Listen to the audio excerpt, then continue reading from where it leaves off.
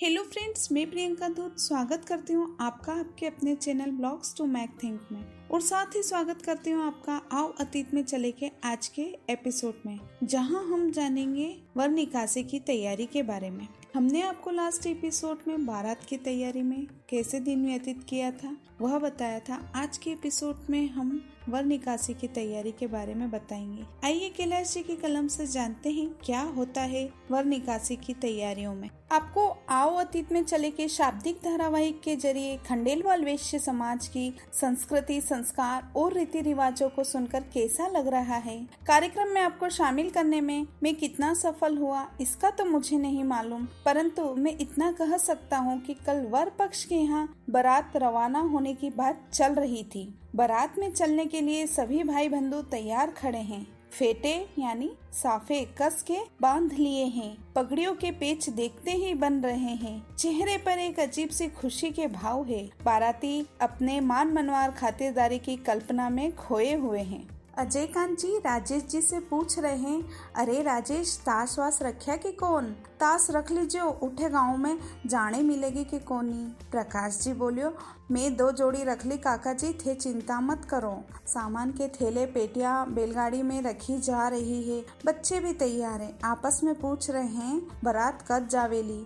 श्री कृष्ण जी बोलिया, लाड़ो तैयार कोनी हुयो, बीने जीजाजी तैयार कर रिया, तैयार हुओ फिर चलेगी। महिलाएं भी सज धज कर बारात रवाना करने और नेकचार करने की तैयारियों में लगी हुई है। जेठानियां फूले नहीं समा रही है। उनकी देरानी जो आने वाली है अब उनका पद बढ़ जाएगा। जो अब तक देरानी थी अब जेठानी बन जाएगी।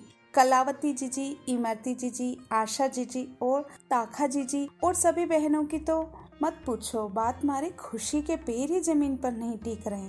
फुदक फुदक कर नाच करने को आतुर हो रही है। बूढ़ी मधु बुआ, मीना बुआ और सुधा बुआ भी अपने भतीजे के ब्याह में नाचने के लिए बेचैन हैं। जीजा जी कैलाश जी दौसा वाले, विजय जी भोपाल वाले, राजन जी और संजय जी सभी सवासने जवाई भाई दूल्हे राजा को सजा रहे हैं। हल्के गुलाबी रंग का चूड़ीदार पैजामा पहना दिया है, कमीज भी पहना दी है, शेरवानी नहीं पहना रहे हैं। कैलाश जी जीजा जी लेकर खड़े हैं, नेक दो तो पहनावे। दादाजी पिताजी जल्दी करने का हाक कर रहे हैं। पूछते हैं काई हुयो? मीना बुआ बोली, पावना ने नेक तो 2 पलिया।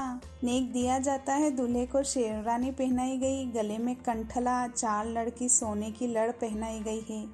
एक विशेष प्रकार का टीका लगाया गया, पैरों में मोजड़ी पहनाई और एक फिर शानदार पाग गोल्डन कलर का साफा पहना गया। साफे पर किलंकी लगाई गई, तुर्रा लगाया, उस पर रंगीन लाल पंख लगा हुआ है। पाग पर सेवरा बांधा जा रहा है। बंधुओं, ब्राह्मण वैश्य और क्षेत्रियों में सेवरा बांधा जाता है, अन्य जातियों में सेहरा बांधते हैं। कमर में गुलाबी रंग का एक विशेष तरकीब से कमरबंद बांधा गया है। फूलों का बहुत सुंदर हार माला पहनाई गई है। दूल्हे राजा महाराजाधिराज की तरह दिखने लगे हैं। माँ, बहने, भुआ, मौसी और भाभियाँ सभी अपने लाल बेटे, भैया, भतीजे और देवर को इस रूप में देखने को व्याकुल थी। सभी टकटकी लगा निरंतर दूल्हे को निहार रही है। पुरुषों का भी यही हाल है। बंधुओं, यहाँ एक विशेष जानकारी देना उचित लग रहा है। जब बच्चे बच्चे के संबंध की बात चल रही होती है और गण वर्ण मिलान और जन्म कुंडली का मिलान हो जाने के बाद कच्चा दस्तूर होता है, तब ये छोरे छोरी कहलाते हैं। कहते हैं राम सहाय का छोरा की बात हर सहाय जी, मेठी लाल सोट वाला की छोरी सू तय हो गई छ। कच्चा दस्तूर होने तक छोरा छोरी या लड़का लड़की कहलाते हैं। पक्का दस्तूर यानी सगाई होने तक भी यही कहलाते हैं, परंतु लगन झिलने के बाद ये बन्ना बनी कहलाते हैं और बन्ना बनी के गीत शुरू हो जाते हैं। जैसे ही तेल चढ़ जाता है और कांकड़ डोरडा बन जाता है, ये लाड़ा लाड़ी कहलाते हैं। और आज जब लाड़ा सज-धज कर राजा महाराजाधिराज के रूप में तैयार हो गए हैं, तो ये लाड़ा दूल्हे राजा कहलाने लगे। परंतु लाड़ी अभी तक लाड़ी ही है। वो दुल्हन कब कहलाएगी वो मैं आपको आगे बताऊंगा। अभी तो आपके सामने दूल्हे राजा वर निकासी के लिए तैयार है। जैसे ही दूल्हे राजा का श्रृंगार पूरा हुआ, मधु बुआ ने मारे खुशी के गीत गाना शुरू किया। गीतों की झड़ी लग गई। छोटे छोटे बच्चों का नाच देखने लायक है। घर के बाहर घोड़ी खड़ी है, बैंड बाजा बज रहा है, ढोल बज रहा है, डोडी पर शहनाई और नगाड़ा बज रहा है। एक बहुत ही आनंद का वातावरण बना हुआ है। दूल्हे राजा को गजानन जी के कमरे में ले जाकर ढोक लगवाई जाती, अपने पांचों देवताओं का ध्यान किया जाकर भूल चूक की माफी मांगते हुए ढोक देकर बाहर लाया जाता है, फिर घोड़ी पर चढ़ाया जाता है। इस रिवाज को घुड़चढ़ी कहा जाता है। इस प्रकार राजसी ठाट के साथ दूल्हा अकड़कर घोड़ी पर बैठता है। इस वक्त घोड़ी को भीगी हुई चने की दाल मिट्टी के कुंडे में रख कर खिलाई जाती है। घुड़चढ़ी हो जाने पर माँ, बहने, बुआ, मौसी सभी दूल्हे को तिलक कर कुछ नकदी की भेंट देती है, जिसे हथखर्च या जेब भरी रखने का शगुन मानकर देती है।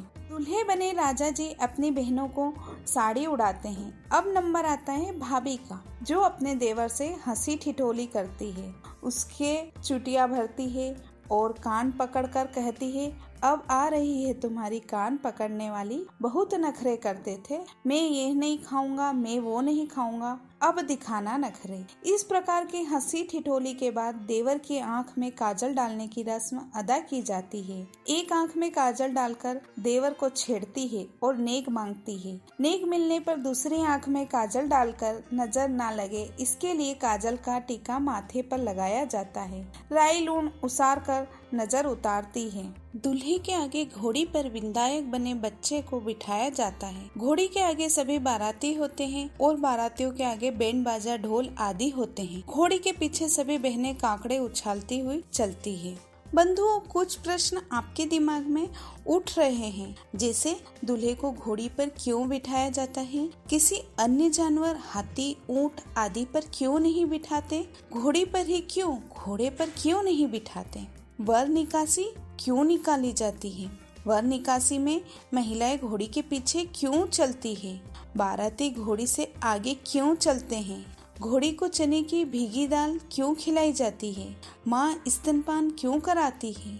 आदि कई प्रश्न उठ रहे हैं। ये प्रश्न जानकारी हेतु उठने आपके लाजमी हैं। इन सभी प्रश्नों की जानकारी और आगे वर निकासी की जानकारी और महत्वपूर्ण रीति रिवाज, संस्कार और संस्कृति की जानकारी हेतु देखते रहिए आओ अतीत में चले के अगले अंक में।